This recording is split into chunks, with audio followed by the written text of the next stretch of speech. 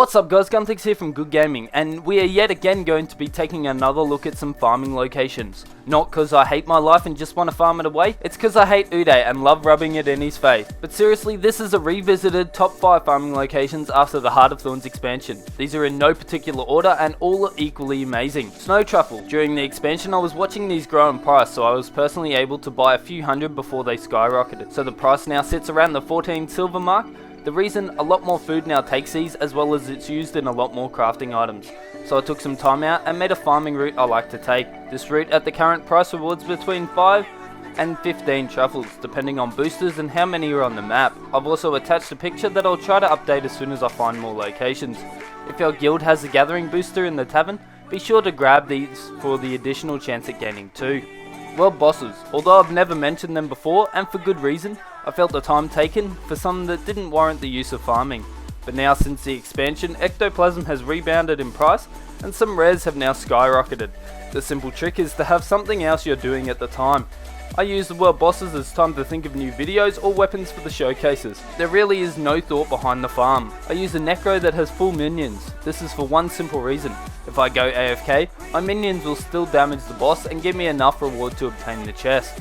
In the world bosses, I don't include the Quaddle or the jungle worm, but I do include Karka Queen.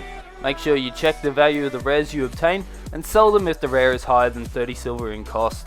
The third location is not a location, but moreover an item. For this you need only one thing, Chef to level 25. If you would like, you can also farm the second item to increase profit you will be making. This process takes around 15 minutes to complete, and due to the item known as brown pigment being so heavily required, we can use this to turn over fast profits. Step 1 sees you needing potatoes. This is the second item I said you may want to farm. There is a large patch of potatoes in Plains of Ashford that works perfectly for this farm. Park a low level or a couple of characters to make this more effective and farm those potatoes. Step 2, acquiring nutmeg. These are not too difficult to gather and only take about 5 minutes to complete the heart and gain access to the nutmeg seeds in bulk. There are 2 locations, but I find the one in Gendaran Fields at Cornucopian Fields is the easiest to access. They come in packs of 25 and you need 100 for the die, so 140 karma per die. Step 3 is broken into 2 sections and I'll leave it to you to decide where to stop this section. First up, you need to craft your dies, so ensure your bulk bags were open and your potatoes were farmed. Make as many as you require. Now you can choose whether to sell them there for the value or open them up. If you open them up, most dies sell around 50 silver, which is slightly less than the unidentified at this point in time, but it must be noted that they have a higher chance to sell.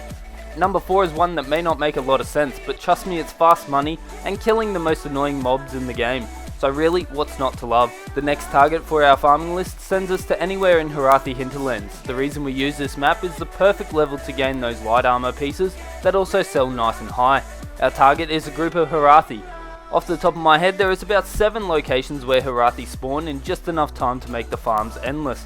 I use the one at Trebuchet's Bend as it doesn't contain many tramplers, so the farm is consistent.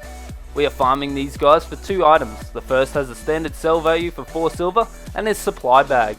The second is coarse leather straps, and these currently sell for 12 silver and make this farm extremely profitable, as well as the armor obtained and any additional items.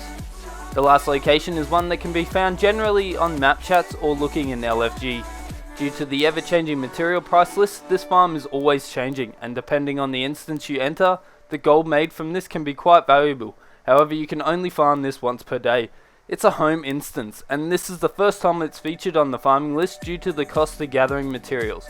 Now this farm is used to make a little over 1 gold per instance run. That's my revisited farming list. I'll update it again if 3 or more become unprofitable. But due to the Heart of Thorns expansion, the market is ever changing due to scribe and the requirements for guild halls now. What do you farm now that the expansion is set? And you think any of these locations and items will help you on the road to riches? Let me know all about it in the comments below. And as always, may your games be good.